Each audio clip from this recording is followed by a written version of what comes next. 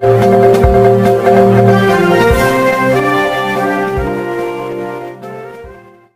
लोकसभा क्षेत्र से राष्ट्रीय समाज पार्टी के राष्ट्रीय अध्यक्ष महादेवराव जानकर ने महाराष्ट्र को आंखों के सामने रखकर चुनावी मैदान में प्रवेश किया है। जानकर जैसे गरीब, वंचित और बहुजन समाज के लिए दिन रात काम करने वाले कॉमन गेट लेकिन उच्च शिक्षित विकासभूमिक व्यक्तिमत्वों के साथ महायुति नेताओं और जनरल परभनी कर भारी मतदाताओं को लोकसभा भेजे। प्रदेश के उप मुख्यमंत्री देवेंद्र फडणवीस ने परभनी में बैठक से की अपील।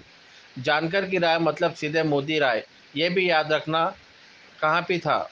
राज्य के उप मुख्यमंत्री फडणवीस सोमवार दोपहर को महायुति उम्मीदवार जानकर के नामांकन के अवसर पर परभनी पहुंचे थे। वे उस अवसर पर आयोजित बैठक में बोल रहे थे। इस बार प्रदेश के उप मुख्यमंत्री अजित पवार, वरिष्ठ नेता पंकजा मुंडे, वरिष्ठ नेता सदाभाऊ खोत, पूर्व मंत्री बबनराव लोणीकर, पूर्व मंत्री अर्जुनराव खोतकर, वरिष्ठ नेता रामप्रसाद बोर्डीकर, विधायक श्रीमती मेघना साकोरे बोर्डीकर, विधायक डॉक्टर रत्नाकर गुट्टे, विधायक बाबाजानी दुर्रानी, युवा मोर्चा प्रदेश अध्यक्ष राहुल लोणीकर, पूर्व सांसद एंड सुरेश जाधव, पूर्व विधायक मोहन फड़, पूर्व विधायक अरविंद चौहान, पूर्व विधायक विलास खरात, पूर्व विधायक रामराव वळकुते, वरिष्ठ नेता विजय वरपुड़कर, जिल्हा अध्यक्ष संतोष मुरकुटे, जिल्हा अध्यक्ष वेंकट शिंदे, महानगर जिल्हा अध्यक्ष प्रताप देशमुख, पूर्व महानगर प्रमुख आनंद भरोसे, महानगर प्रमुख प्रवीण देशमुख, वरिष्ठ नेता DN दाभाड़े सहित अन्य नेता व पदाधिकारी मंच पर बैठे थे। इन्हीं के साथ भारी संख्या में पदाधिकारी कार्यकर्ता मौजूद थे। किस तरह की प्रतिक्रिया दी है, आइए जानते हैं। आप देख रहे थे लोक पुकार न्यूज़। लोक पुकार न्यूज़ चैनल को अभी तक सब्सक्राइब नहीं किया हो तो जल्द करें, लाइक शेयर कमेंट ज़रूर करें। एडिटर सैयद अयूब, संवाददाता शेख इकराम, शहर प्रतिनिधि मुन्ना कुरैशी इनके साथ। अधिकृत उमेदवार आदरणीय महादेवरावजी जानकर साहेब यांचं नामनिर्देशन भरण्यासाठी व आपल्या सर्वांना संबोधित करण्यासाठी, मार्गदर्शन करण्यासाठी आदरणीय देवेंद्रजी फडणवीस साहेब, आदरणीय अजितदादा, आदरणीय पंकजाताई प्रामुख्याने या ठिकाणी उपस्थित आहेत। मी आदरणीय मुख्यमंत्री एकनाथजी शिंदे साहेब, आदरणीय देवेंद्रजी फडणवीस साहेब, आदरणीय दादा व सर्व महायुतीतील वरिष्ठ नेते मंडळींचं मनापासून या ठिकाणी आभार व्यक्त करतो।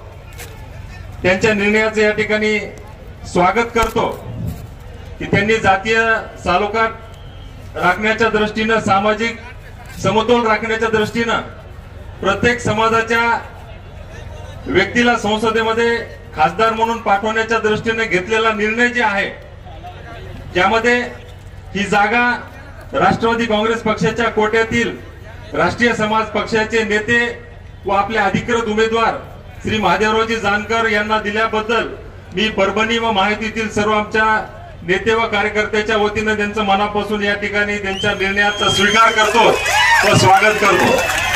ही निवडणूक देशाच्या राजकारणातली आहे आणि देशाच्या राजकारणातली सर्वात मोठी निवडणूक आहे आणि या निवडणुकीसाठी अनेक मुद्दे आपल्या सर्वांच्या समोर त्या ठिकाणी येऊ लागलेले आहेत। आपल्या सर्वांना एक अत्यंत मनमिळावू, निस्वार्थी आणि निष्पक्ष व्यक्तिमत्व आदरणीय महादेव जानकर सारखा उमेदवार आपल्या सर्वांना त्यांनी दिलेला आहे। देशामध्ये प्रत्येक नागरिक समृद्ध झाला पाहिजे, माझा शेतकरी समृद्ध झाला पाहिजे, माझ्या सर्वसामान्य माता भगिनींची सुरक्षेचा तर परभणी जिल्ह्याचे खासदार 10 वर्षापासून निवडून आले आणि त्यांचे भाषण जर आपण ऐकलं की सातत्याने सांगतात की आम्ही विरोधी पक्षामध्ये त्या ठिकाणी काम करतो। 10 वर्षाच्या आपण जर पाहिलं तर 7.5 वर्ष ते सत्तेत होते आणि 7.5 वर्ष सत्तेत असताना त्यांचा जर कार्याचा लेखाजोखा या ठिकाणी आपण घेतला तर माझ्यापाशी या ठिकाणी अधिकृत पुरावा आहे की 10 वर्षामध्ये केवळ 49% त्यांची त्या ठिकाणी हजेरी आहे संसदेमध्ये आणि केवळ 12 डिबेटमध्ये त्यांनी त्या ठिकाणी भाग घेतलेला आहे। म्हणजे खासदार आपण निवडून दिल्यानंतर ते कशासाठी निवडून देतो याची आपण त्या ठिकाणी कार्याचा त्या ठिकाणी आपण आले त्या ठिकाणी त्यांच्या सर्वांच्या वतीने विश्वास दिला। व्यासपीठावरच्या सर्व आमदारांची नावं घेतली नाही, वेळ कमी आहे। सर्व व्यासपीठाच्या वतीनं, आमदारांच्या वतीनं, परभणी लोकसभा मतदारसंघाच्या वतीनं महादेव जानकर साहेब 2 लाख मतांना निवडून येतील। याला कुठलाही पंचांग पाहण्याची आवश्यकता नाही. महादेव जानकर साहेबांनी परभणीमध्ये घर घेतलेलं आहे. महादेव जानकर साहेब परभणीमध्ये राहणार आहेत आणि परभणीची सेवा करण्यासाठी सगळ्यांची जबाबदारी आहे.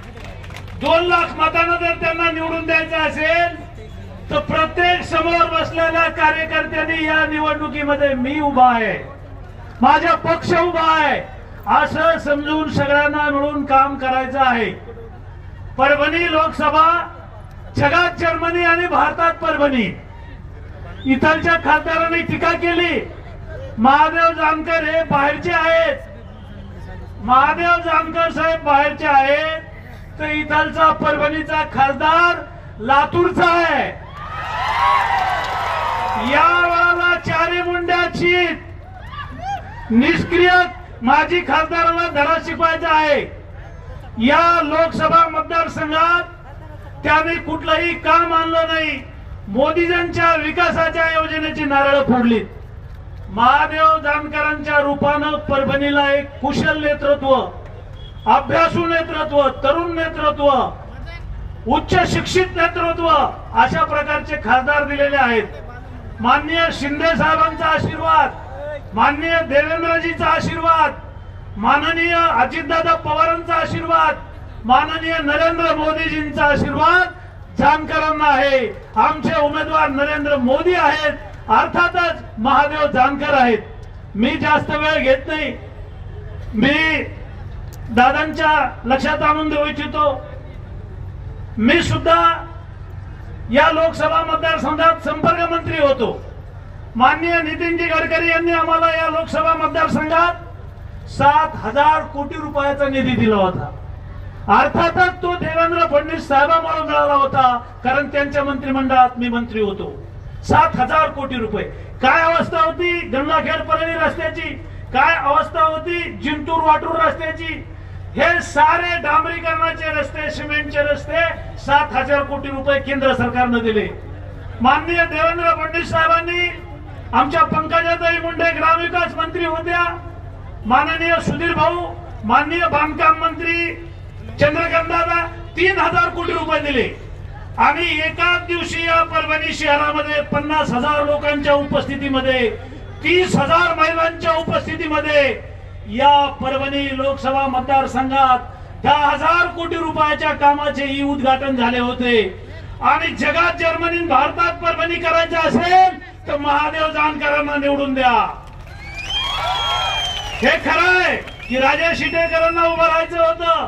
आमच्या परभणी लोकसभेला मोदीजींनी मागच्या 10 वर्षांपासून भारत देशाला विकसित राष्ट्र बनवण्यासाठी जे स्वप्न बघितलेलं आहे आणि त्या दृष्टीने मोदीजी आपला देश आणि आपण आपल्या नेतृत्वामध्ये महाराष्ट्र आणि खास करून देवेंद्र फडणवीस साहेब आपण मराठवाड्यासाठी जे काही स्वप्न बघितलेले आहेत त्या स्वप्नाला न्याय द्यायचं काम महादेवराव जानकर साहेबांच्या माध्यमातून होईल अशी खात्री आम्हा सर्वांना पडलेली आहे.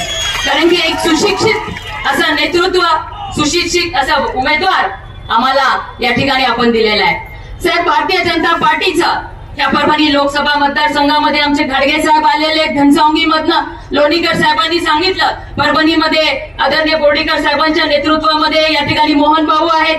2,277 बूथवरती भारतीय जनता पार्टीचं सगळ्या बूथवरती पक्क असं मजबूत जाळं या ठिकाणी आपण तयार केलेलं आहे साहेब. म्हणून साहजिक आहे भारतीय जनता पार्टीच्या संपूर्ण कार्यकर्त्यांची इच्छा होती की भारतीय जनता पार्टीला संधी मिळावी. पण साहेब, आपण जो निर्णय घेतला तो त्या क्षणी आम्ही सर्वांनी मान्य केला आणि महादेवराव जानकर साहेबांच्या पाठीशी मोठ्या ताकदीने उभं राहण्याचे आम्ही ठरवले आणि त्याच दृष्टीने आम्ही पावलं उचलतात. साहेब, आमचा जिल्हा अनेक वर्षांपासून नुसतं म्हणलं जातं जगात जर्मनी आणि भारतात परभणी, आणि खऱ्या अर्थाने परभणी विकासापासून कोसो दूर राहिली. साहेब, आमचे खासदार दादा, मला सांगायला या ठिकाणी वाईट वाटतं की जेव्हा अधिवेशन संसदेमध्ये चालू असतं तेव्हा आमचे खासदार साहेब धोडे जेवण ठेवतात. आणि दुर्दैव दादा, आमच्या जिल्ह्याचे 300 कोटी रुपये जिल्हा नियोजनच्या विकासाचा निधी या खासदारांनी आणि त्या जिंतूरच्या भांबळ्यांनी त्यांच्या कार्यकर्त्यांना कोर्टामध्ये याचिका दाखल करायला लावून हे पैसे अडवून ठेवलेले आहेत. मग जिल्ह्याच्या विकासाच्या आड येणार आहे यांना आता जनतेच्या कोर्टामध्ये जनता यांना या ठिकाणी धडा दाखवून देणार आहे.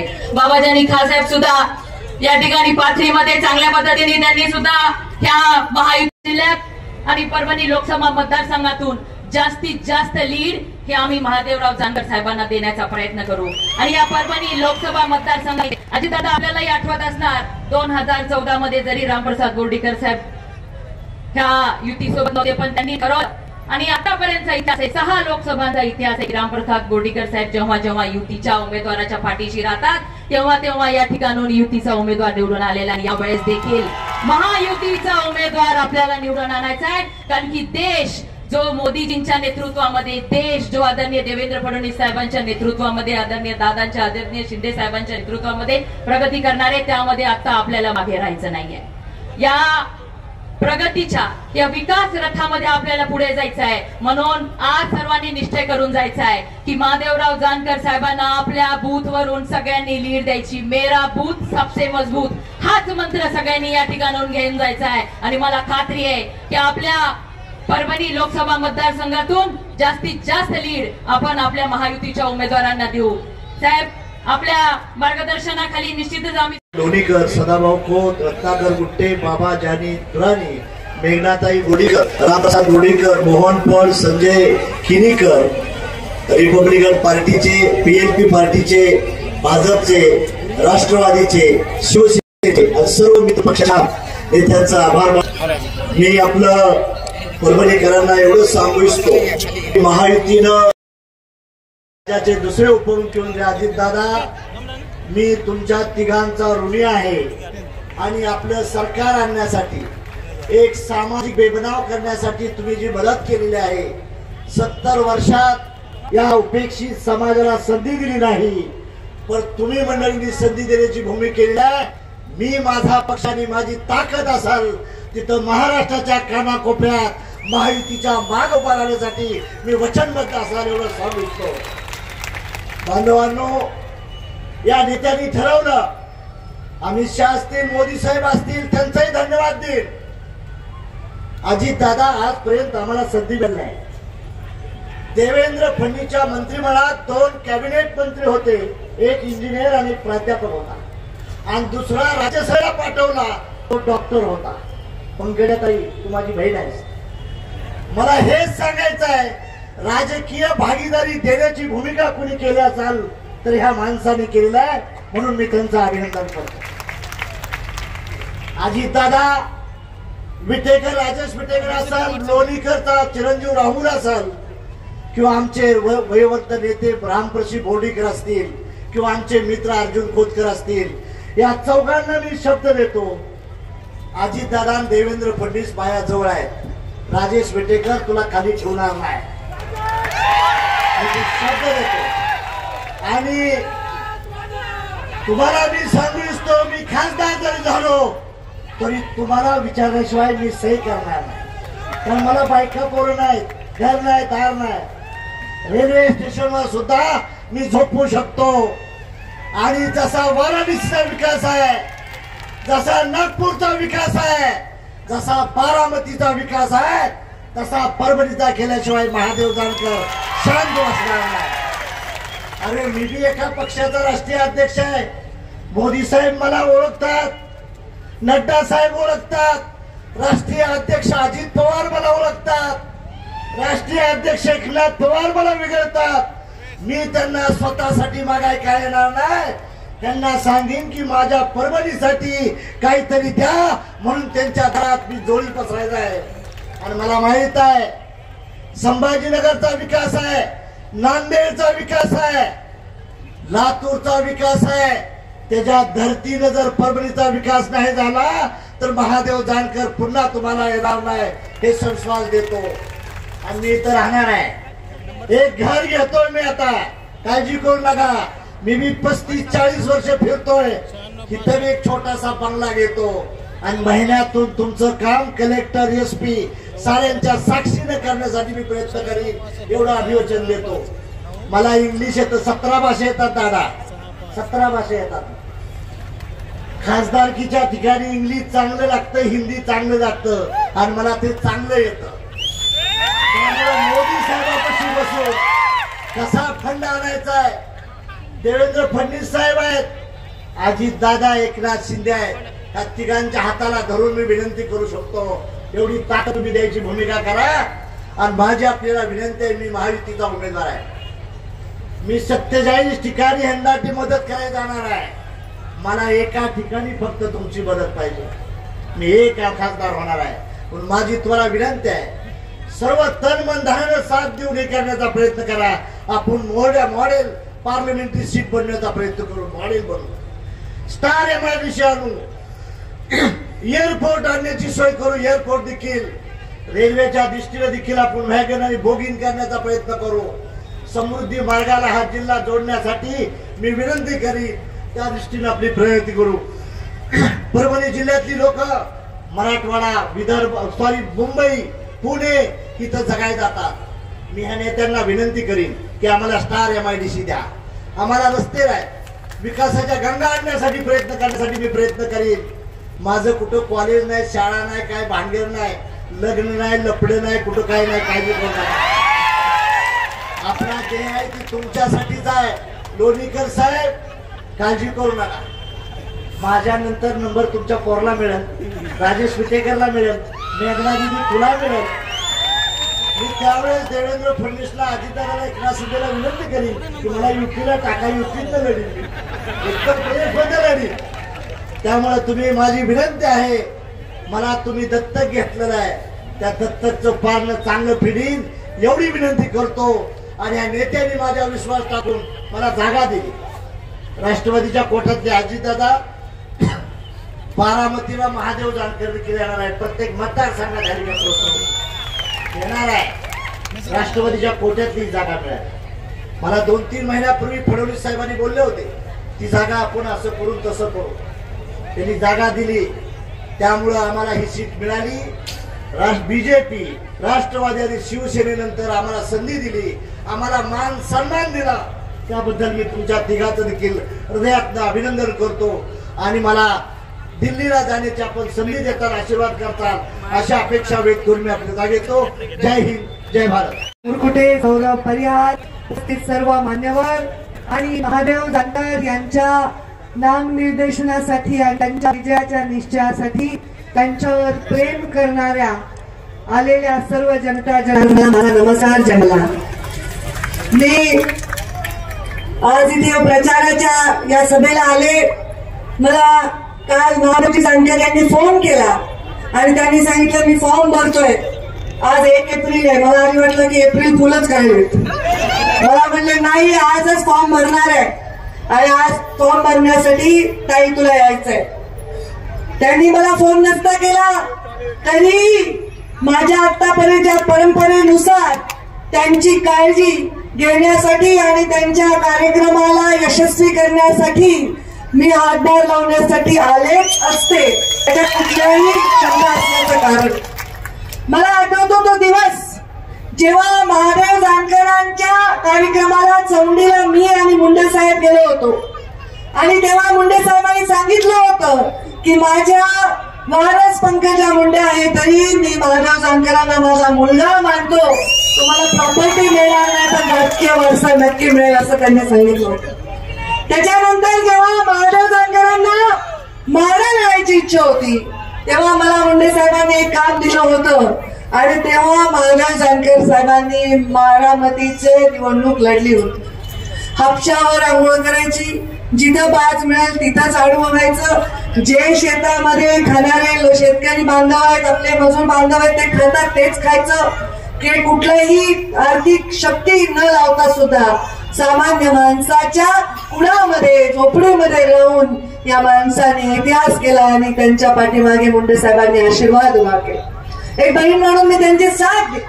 त्याच्यानंतर ते आमच्या महायुतीत राहिले, विधान परिषद दिली, आता आमदार झाले आणि मंत्री झाले आणि अत्यंत चांगलं काम केलं. विटेकरांनी उल्लेख केला की त्यांचं व्यक्तिमत्व निष्कलंक आहे, कुणाचे 5 पैशाचे ते निंदे नाहीत. सामान्य माणसाच्या विकासासाठी त्यांनी घर सोडले अनेक वर्षापूर्वी. लोणीकर साहेबांनी सांगितलं तसं महादेव जानकर अविवाहित आहेत, त्यांना काही परिवारासाठी 4 पैसे कमवायची कुठलीही आशा नाही. आणि त्याच्यानंतर आता ते इथे आल्यावर असा आरोप होत असेल की ते बाहेरून आले तर असं का विचार करण्याचं कारण नाही. या महाराष्ट्राच्या हितासाठी, सामान्य माणसांसाठी, भटक्या विमुक्तांसाठी काम करणारा माणूस भटकत राहत असतो, तो एका जागी राहत नाही. आणि तुमच्या विकासासाठी बारामतीत सुरू झालेला प्रवास भटकत भटकत येऊन परभणीमध्ये थांबलेला आहे. त्यांना विजय करायची जबाबदारी मंचावरच्या प्रत्येक माणसाची जेवढी आहे तेवढी तुमच्या सर्वांची देखील आहे. विकासाचं काम करण्यासाठीच अनेक शक्ती आज एकाला. खरं तर 5 वर्षापूर्वी जेव्हा मी सभा घेत होते तेव्हा या सभा मी वेगळ्या शक्तींविषयी, वेगळ्या व्यक्तींसाठी घेतल्या होत. पण आता राज्यामध्ये एवढे बदल झालेले आहेत की मला मध्याचे विचारले की ताई तुम्ही मागच्या वेळी प्रचाराला आला होतात तेव्हा समोरच्या खासदारांच्या आला होतात आणि आज तुम्ही जानकर साहेबांच्या प्रचाराला आले.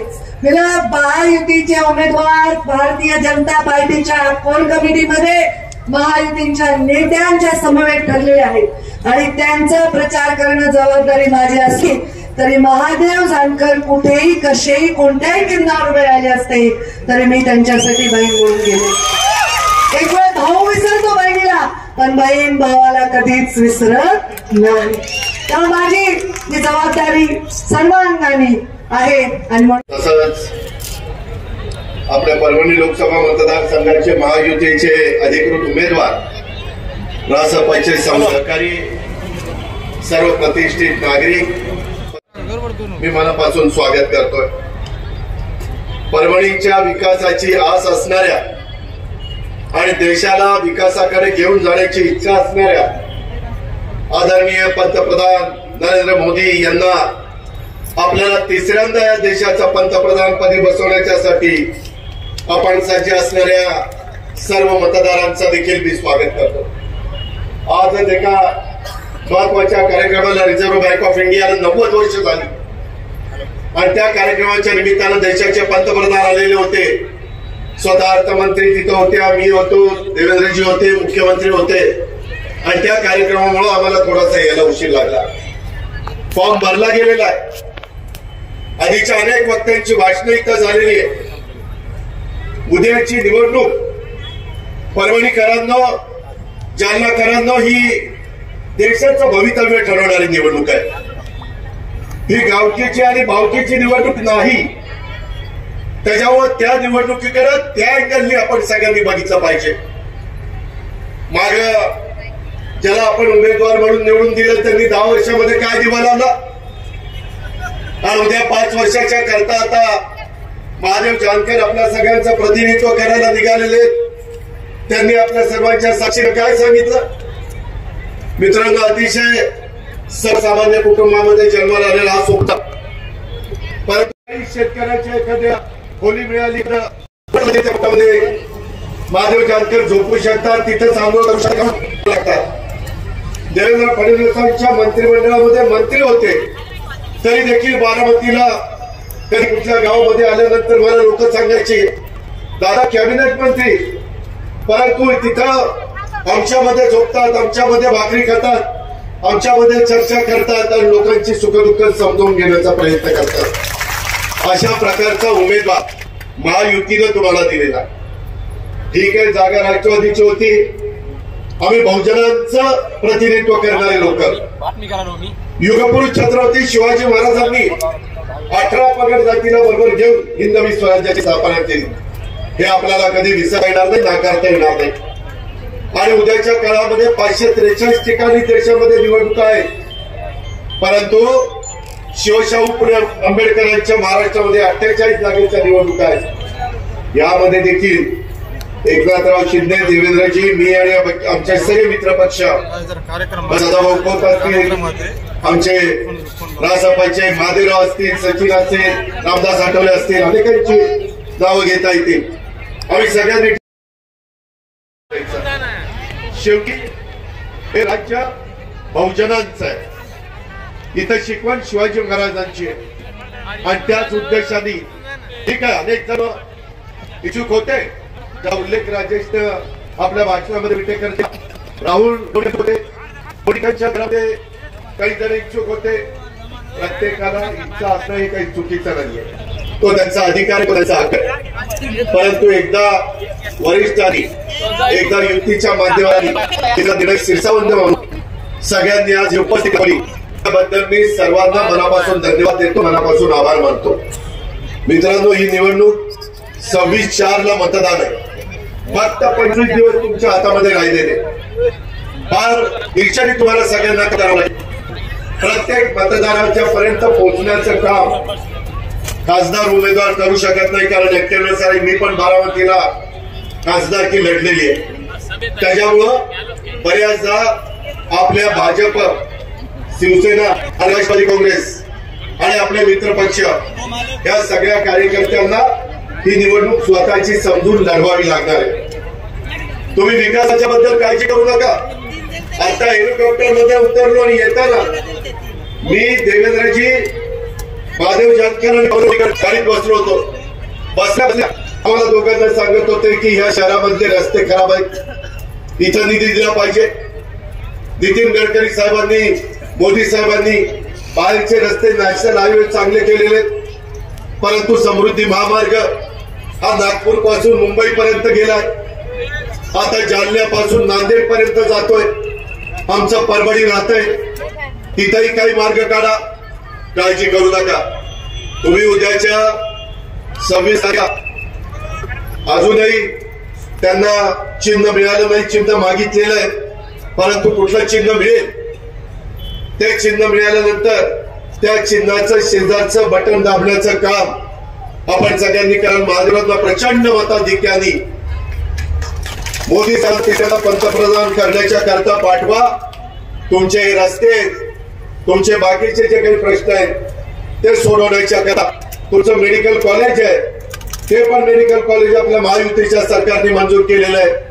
अशा अनेक गोष्टी आपण करण्याच्या करता कटिबद्ध आहोत. त्याबद्दल आपण काही काळजी करू नका. त्याच्यामध्ये एकनाथराव शिंदे, देवेंद्रजी, मी आम्ही पुढे कमी पडणार नाही अशा प्रकारचा विश्वास आणि अशा प्रकारची खात्री मी आपल्या सर्व सहकारी मित्रांना देतो. मराठवाडा ही संतांची भूमी म्हणून ओळखली जाते. मराठवाड्याला स्वातंत्र्य मिळून 75 वर्ष झाली. रजाकारांशी इथल्या एका पिढीनं केलेला संघर्ष आणि त्या संघर्षामुळे मुक्त झालेला माझा मराठवाडा, या मराठवाडा संघाच्या लोकांनी बलिदान दिलं.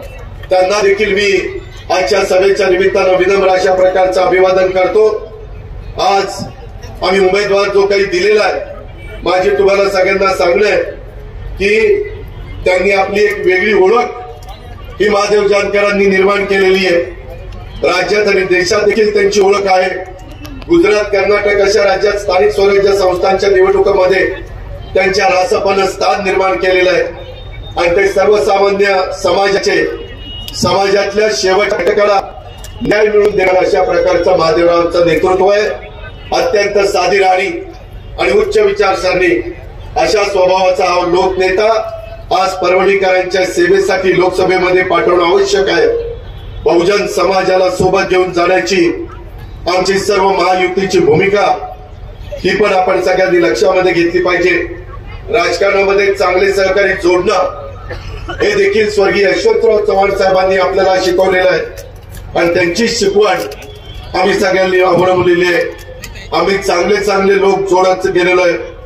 आज जानकर साहेब, आमचे सदाभाऊ खोत, सचिन, रामदास आठवले हे सगळे जण महायुतीच्या सोबत आहेत आणि परभणीचे उमेदवार म्हणून जानकर साहेब एक सामाजिक न्याय आणि विकासाचं विजन असलेले नेते. अत्यंत प्रतिकूल परिस्थितीमध्ये त्यांनी नामांकित अशा शिक्षण संस्थेतनं इंजिनिअरिंगचं शिक्षण घेतलेलं आहे. शेवटी शिक्षण कधी वाया जात नाही. आपले प्रश्न त्या पार्लमेंटमध्ये अशी अतिशय तडफेने मांडण्याच्या करता तिथं योग्य अशा प्रकारची भूमिका महादेव जानकर साहेब बजावल्याशिवाय राहणार नाही. माझी दुसरी एक तुम्हाला विनंती आहे, आज विरोधी पक्षांना कुठला मुद्दा राहिलेला नाहीये. सध्या लोकांची दिशाभूल करण्याचं काम चाललेलं आहे. गेले 10 वर्ष प्रचंड काम नरेंद्र मोदींच्या नेतृत्वात ज्या ज्या गोष्टी, वंदे भारत ट्रेन असेल, रेल्वे असेल, प्रचंड मोठं काम या देशामध्ये कधी मागे घडले नव्हतं. एवढं काम मोदी साहेबांच्या नेतृत्वाखाली देशामध्ये घडत आहे आणि उद्याची 10 वर्षाच्या करता त्यांचा एक प्लॅन आहे. त्यांचा सांगतो, जोपर्यंत सूर्य आणि चंद्र आहेत तोपर्यंत घटनेचे शिल्पकार डॉक्टर बाबासाहेब आंबेडकरांनी दिलेले संविधान कोणी पैसा बनवू शकत नाही. निव्वळ दिशाभूल चाललेली. प्रत्येक वेळेस निवडणूक आल्या की संविधान बदलणार, घटना बदलणार, निवडणुकात पुढे होणार नाही, असे काही बेताळ वक्तव्य चाललेली आहेत. माझी तुम्हाला आग्रहाची विनंती आहे, बाबांनो याच्यावर विश्वास ठेवू नका. त्याच्यामध्ये अजिबात त्याच्यामध्ये तक्रार नाहीये आणि म्हणून आपण सगळ्यांनी काळजी घ्या. अल्पसंख्याक समाजाला मी विश्वास देतो की आपण काही काळजी करू नका. आम्ही सगळेजण मिळून तुम्हाला आधार देऊ. सगळ्यांना गुण्या गोविंदाने नांदता येईल. माझ्या महाराष्ट्रामध्ये जातीय सलोखा राहील त्याकरता आम्ही जीवाचं रान करू. त्याबद्दल देखील कुठल्याही समाजाने कुठल्याही घटकाने आम्ही कुठेतरी एकटा पडलेलो आहे, आम्हाला कुणी खाली राहिलेलं नाहीये, अशा प्रकारची भावना कृपा करून मनामध्ये कुणी आणू नका. ही लोकांची, देशाचं भवितव्य ठरवणारी लोकांची निवडणूक आहे. त्या निवडणुकीमध्ये त्या अँगलने आपण सगळ्यांनी बघा. आम्ही एवढा दावा तुम्हाला निश्चितपणे करू इच्छितो, मागे 10 वर्ष तुम्ही ज्या खासदाराला निवडून दिलाय त्याच्यापेक्षा कितीतरी पटीनं माझ्या परभणी आणि जालन्याचा घनसावंगी आणि परतूर या लोकसभा मतदारसंघाचा विकास आमचे महादेवराव जानकर केल्याशिवाय राहणार नाही, याबद्दलची खात्री देखील मी आपल्या सगळ्यांना देतो. त्याबद्दलचा विश्वास मी आपल्या सगळ्यांना देतो. माझा राजेश पिटेकर असेल किंवा बाकीचे राहुल असतील, बोर्डीकर असतील, इतर सहकारी असतील, बोर्डीकरांच्या बद्दल, राहुलच्या बद्दल देवेंद्रजी सांगतील. परंतु मी एवढा परभणीकरांना शब्द देतो, मी राजेशला तयारी करायला सांगितलेला होता, परंतु एकदा निर्णय वरिष्ठ पातळीवर झाला आणि इथं महादेव जानकरांना पण प्रतिनिधित्व देणं गरजेचं ज्यावेळेस होतं, महाराष्ट्राच्या हित होतं, समाजाच्या राजेशला विमानाचा सदस्य केल्याशिवाय मी गप्पा नाही, हा विश्वास मी माझ्या परभणीकरांना देतो. बाकीच्या आधी पण काळजी करू नका. ज्याच्या त्याच्या सन्मानाची पदं देण्याचं काम माध्यमातून करू. करताना माझं नावच घातलं नाही, माझा फोटो सुद्धा मला बोलायलाच दिलं नाही, मला माझ्याकडे बघून हसलेच नाही. काही म्हणू नका. हे काय नाहीये, हे आपलं स्वतःचं काम आहे. शेवटी महादेव जानकर ही तर नवीन आहे. ठीक आहे, मागच्या वेळेस रत्नाकर गुट्यांना निवडून आणण्याचं काम त्यांनी केलं, परंतु सगळ्यांनी मिळून एवढ्या मोठ्या 140 कोटी जनतेचा कारभार हा तिसऱ्यांदा नरेंद्र मोदी साहेबांच्या हातामध्ये द्यायचा आहे. आणि त्यांनी कशा पद्धतीने जगामध्ये तुमच्या माझ्या भारताची शान आणि मान वाढवण्याचं काम केलेलं आहे, उंचावण्याचं काम केलेलं आहे. हे आपण बघतो. कुठेही आपल्या देशाचे पंतप्रधान जातात त्यावेळेस अतिशय अभिमानाने आपल्या सगळ्यांची छाती फुलून देते, अभिमानाने आपली सगळ्यांची मान उंचवते. जगाचा भारताकडे बघण्याचा दृष्टिकोन हा निश्चितपणे बदललेला आहे. जगामध्ये तिसरी अर्थव्यवस्था 5 ट्रिलियन करण्याचा मोदी साहेबांचं स्वप्न आहे. आणि समाजातल्या सर्व जाती घटकाला कसा न्याय देता येईल, प्रत्येकाला घर कसं देता येईल, प्रत्येकाला नळाचं पाण्याचं कनेक्शन कसं देता येईल, प्रत्येकाचा हक्क कसा त्याला मिळवून देता येईल, याबद्दल हे इंडियाचं सरकार काम करत आहे. उद्याच्याही काळामध्ये माझ्या महाराष्ट्रातनं जास्तीत जास्त खासदार निवडून देण्याच्या करता परभणीकरांनी, जालनाकरांनी साथ द्यावी, अशा प्रकारची आग्रहाची विनंती करतो. महादेवरावांना प्रचंड मताधिक्याने विजयी करावं ही विनंती करून मी आपल्या सगळ्यांची रजा घेतो. जय हिंद, जय भारत. हिंदवी स्वराज्याचे सरसंस्थापक छत्रपती शिवरायांना मानाचा मुजरा करतो. भारतीय राज्यघटनेचे शिल्पकार भारतरत्न डॉक्टर बाबासाहेब आंबेडकर यांना मानवंदना अर्पित करतो. आज या ठिकाणी लोकसभेचा फॉर्म भरण्याकरता आपल्यामध्ये उपस्थित झालेले राज्याचे उपमुख्यमंत्री माननीय अजितदादा पवार, आपल्या लाडक्या नेत्या सन्माननीय पंकजाताई मुंडे, ज्यांचा फॉर्म भरण्याकरता आपण सगळे या ठिकाणी एकत्रित आलो आहोत, ते राष्ट्रीय समाज पक्षाचे राष्ट्रीय अध्यक्ष आणि खऱ्या अर्थानं जनसामान्यांचा नेता असलेले महादेवराव जानकरजी, बबनराव लोणीकरजी, रत्नाकर गुट्टेजी, मेघना दीदी बोर्डीकर, बाबाजानी दुरानीजी, सदाभाऊ खोतजी, राजेश विटेकरजी, रामप्रसाद बोर्डीकरजी, विलास खरातजी, मोहन भाऊ फड, संजय भाऊ केणेकर, राहुल दादा लोणीकर, संतोष भाऊ मुरकुटे, राजेशजी देशमुख, आनंदराव भरोसे, व्यंकटराव शिंदे, BN दाभाडे, प्रताप भाऊ देशमुख, सतीश घाडगे, भावनाताई नखाते, मंचावरील सर्व मान्यवर आणि उपस्थित सर्व भगिनी आणि बंधूंनो, दादांनी आत्ताच सांगितलं आम्हाला याला उशीर का झाला. आज देशाचे आपल्या सर्वांचे लाडके प्रधानमंत्री माननीय मोदीजी रिझर्व्ह बँक ऑफ इंडियाला 90 वर्ष पूर्ण झाले म्हणून मुंबईला एका कार्यक्रमात आले होते. ज्यावेळेस आम्ही त्यांना सी ऑफ करत होतो त्यावेळेस त्यांनी आम्हाला विचारलं निवडणुकीचं सगळं ठीक चाललंय. आम्ही त्यांना सांगितलं चांगलं चाललंय, आता तुम्ही इथनं गेल्यानंतर आम्ही परभणीला चाललो आहोत महादेवराव जानकरांचा फॉर्म भरण्याकरता. मोदी जी म्हणाले जानकर जी को बोल देना 18वीं लोकसभा में मैं उनका इंतजार कर रहा हूं और आप सबकी जिम्मेदारी है और मेरी ओर से परभणी वालों को बोल देना कि जानकर जी को आपके यहां भेजा है, अब आपकी जिम्मेदारी है जानकर जी को सकुशल दिल्ली में सांसद बनाकर भेजिए.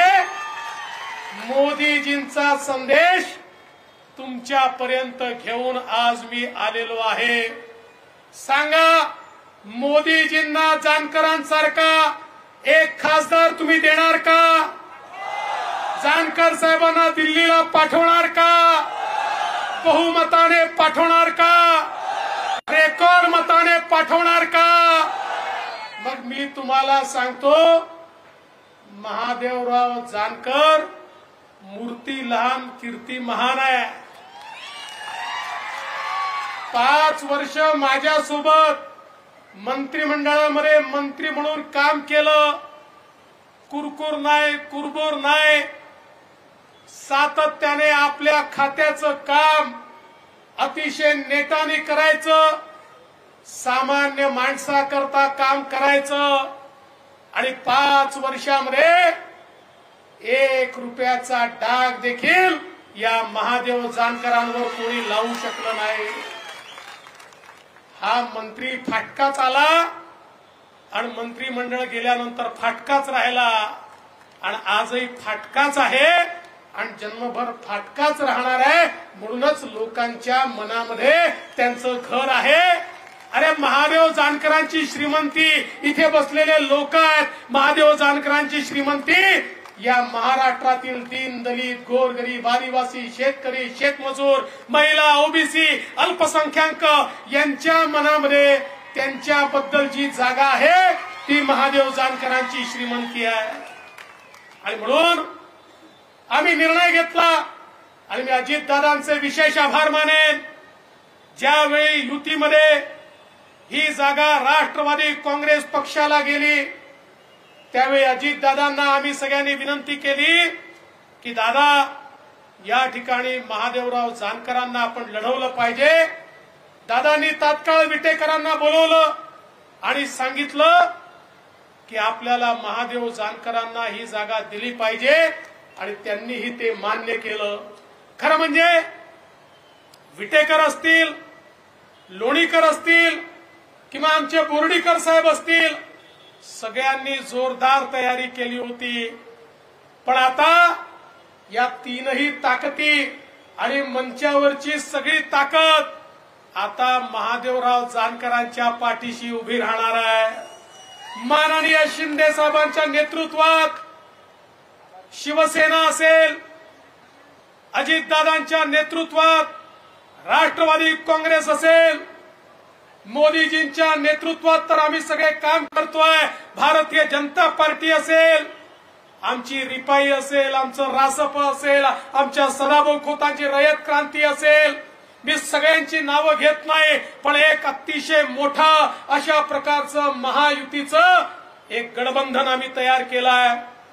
आणि आता मी तुम्हाला सांगतो, मागच्या निवडणुकीमध्ये महाराष्ट्राने 41 खासदार मोदीजींच्या झोळीत टाकले. आता तो रेकॉर्ड आम्ही मोडणार आहोत आणि त्याही पेक्षा जास्त खासदार या ठिकाणी मोदीजींसोबत जाणार आहेत. आणि त्या खासदारांमध्ये जशा आमच्या पंकजाताई असणार आहेत, तसेच आमचे महादेवराव जानकर देखील त्या खासदारांमध्ये असणार आहेत, हा विश्वास मला आहे. बंधू भगिनींनो, मोदीजींनी 10 वर्षामध्ये देश बदलला. गरीबाबद्दल प्रत्येक व्यक्ती बोलायचा, पण पहिल्यांदा गरीब कल्याणाचा अजेंडा या देशात कोणी राबवला असेल तर तो मोदीजींनी राबवला. आपल्याला आश्चर्य वाटेल, जगही तोंडात बोट घालतंय. 10 वर्षामध्ये 25 कोटी लोकांना गरिबी रेषेच्या बाहेर काढण्याचं काम हे माननीय मोदी साहेबांनी करून दाखवलं. जगातले अर्थशास्त्री म्हणतात, हे भारतामध्ये काय आश्चर्य झालं, जे विकसित देशांना जमलं नाही ते मोदीजींनी कसं करून दाखवलं. कारण मोदीजींनी मुठभर लोकांकरता काम केलं नाही. गरीबाला घर मिळालं पाहिजे, गरीबाला पाणी मिळालं पाहिजे, गरीबाच्या घरी वीज गेली पाहिजे, गरीबाच्या घरी सिलेंडर गेलं पाहिजे, गरीबांच्या आमच्या महिलांना शौचालय मिळालं पाहिजे, मुद्राचं लोन मिळालं पाहिजे, मुलांना स्कॉलरशिप मिळाली पाहिजे, स्किलच्या माध्यमातून नोकऱ्या मिळाल्या पाहिजे. याकरता गेले 10 वर्ष मोदीजींनी सातत्याने प्रयत्न केला आणि त्यातनं मोठं परिवर्तन या ठिकाणी घडलंय. आणि म्हणून बंधू भगिनींनो, मोदीजी तर म्हणतात, अरे 10 वर्षात तुम्ही जे परिवर्तन पाहिलं ये तो केवल ट्रेलर था, पिक्चर अभी बाकी है. अगले 5 सालों में, पुढच्या 5 वर्षामध्ये भारत आणि महाराष्ट्र ज्या प्रकारे बदलणार आहे याची कल्पना देखील आपण करू शकत नाही. आज ज्या प्रकारे मोठ्या प्रमाणात या ठिकाणी इन्फ्रास्ट्रक्चरची कामं चालली आहेत, आपल्या सगळ्यांना मगाशी दादा म्हणत होते की थोडी खंत आहे की समृद्धी महामार्ग आमच्या परभणीहून गेला नाही, परभणी त्याला टच झाला नाही. काळजी करू नका, आता तशाच सारखा आम्ही शक्तीपीठ महामार्ग बनवायला हातामध्ये घेतलाय. नागपूर पासून गोव्यापर्यंत हा शक्तीपीठ महामार्ग आहे. हा शक्तीपीठ महामार्ग आपल्या परभणीमधनं चाललेला आहे. आणि हा शक्तीपीठ महामार्ग केवळ महामार्ग नाही आहे, या महामार्गाच्या दुतर्फा त्या ठिकाणी आम्ही इंडस्ट्रियल क्लस्टर तयार करणार आहोत, MIDC तयार करणार आहोत, कृषी विज्ञान केंद्र तयार करणार आहोत, कृषी विकासाच्या योजना तयार करणार आहोत. एक प्रकारे जसा समृद्धी महामार्गामुळे 15 जिल्ह्यांना समृद्धी मिळाली, तसं शक्तीपीठ महामार्गामुळे पर्यटन असेल किंवा कृषी समृद्धी असेल किंवा उद्योग असतील, याच्याकरता एक महत्वाचं योगदान होणार आहे. आणि विशेषतः आपलं परभणी हे संपूर्ण त्या ठिकाणी दक्षिण भारताला आणि पश्चिम महाराष्ट्राला अतिशय वेगानं जोडलं गेल्यामुळे विकासाच्या नवीन संधी या शक्तीपीठ महामार्गामुळे या ठिकाणी निर्माण होणार आहे.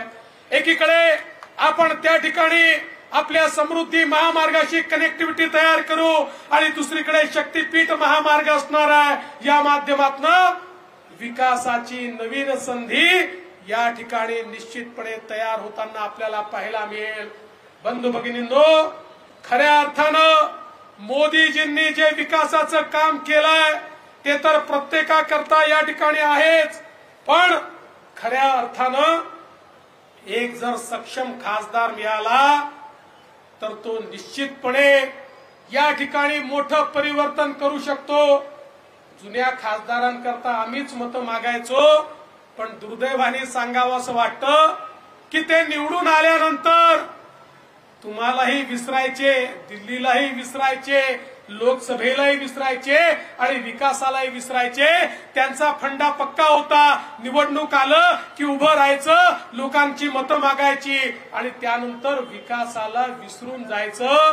पण मी तुम्हाला सांगतो, महादेव जानकर असा माणूस आहे जो कर्ज रूपाने तुमचं मत मागतोय आणि एक कर्ज महादेवराव जानकर 5 वर्षामध्ये विकासाच्या व्याजासहित तुम्हाला परत करतील, हा विश्वास तुम्हाला देण्याकरता आलो आहे. बंधू भगिनींनो, महादेव जानकरांना मत म्हणजे मोदीजींना मत आहे. आता तुम्ही बघा, या ठिकाणी वेगवेगळ्या गोष्टी सांगितल्या जातात. मोदीजींनी ज्या योजना आणल्या, मोदीजींनी जर घराची योजना आणली तर मोदीजींनी कोणाला जात विचारली नाही, कोणाला धर्म विचारला नाही, कोणाला पंथ विचारला नाही. मोदीजीने विचारलं नाही तू हिंदू आहे का मुसलमान आहे, तू दलित आहे का आदिवासी आहे. मोदीजींनी प्रत्येक गरीबाला घर दिलं. मोदीजींनी गॅस दिला तर कोणाला जात विचारली नाही. मोदीजींनी पाण्याचं कनेक्शन दिलं तर कोणाला जात आणि धर्म विचारला नाही. मोदीजी सांगतात जात आणि धर्म एकच आहे आणि तो म्हणजे गरिबी आहे. तो म्हणजे जो गरीब आहे त्याचा विकास करणं हाच माझा धर्म आहे. आणि हे सांगणाऱ्या मोदीजींच्या पाठीशी महादेवराव जानकरांना आपल्याला उभं करायचं आहे. महादेवराव जानकरांना वोट म्हणजे नरेंद्र मोदींना वोट आहे, लक्षात ठेवा. महादेवराव जानकरांना वोट म्हणजे मोदीजींना वोट आहे. आणि हे लक्षात ठेवा, मोदीजींना वोट देत असताना महादेवराव जानकरांचं चिन्ह आता लवकरच येणार आहे. नाहीतर तुम्ही तिथे कमळ किंवा धनुष्यबाण किंवा घड्याळ शोधाल. कमळ, धनुष्यबाण आणि घड्याळ हे महादेवराव जानकरांच्या पाठीशी उभं आहे. 2-3 दिवसात त्यांचं चिन्ह हे आपल्याला मिळणार आहे. एकदा ते चिन्ह मिळालं की आपल्या सगळ्यांना त्या चिन्हाला सोबत घेऊन घराघरापर्यंत हे चिन्ह पोचवायचं आहे आणि महादेवराव जानकरांना निवडून आणायचं आहे. दादांनी जे सांगितलं ते मी पुन्हा सांगतो. हा साधा माणूस आहे, हा फाटका माणूस आहे. त्याच्यामुळे यांची निवडणूक जनतेची निवडणूक करा. ही नेत्याची निवडणूक नाही आहे, ही जनतेची निवडणूक आहे. आणि मंचावरच्या सगळ्या नेत्यांना देखील विनंती करतो, मी जानकर साहेबांना ओळखतो. हा इतका साधा माणूस आहे की यांना हे देखील लक्षात येणार नाही की राजकीय दृष्ट्या काय केलं पाहिजे, कोणाला काय सांगितलं पाहिजे. त्याच्यामुळे तुमची जबाबदारी आहे. नाहीतर जानकर साहेबांनी मला निरोपच दिला नाही म्हणून कोणीतरी नाराज बसलाय, मग आमची आवश्यकताच नाहीये का म्हणून कोणीतरी घरी बसलाय, असं करू नका. सगळे घटक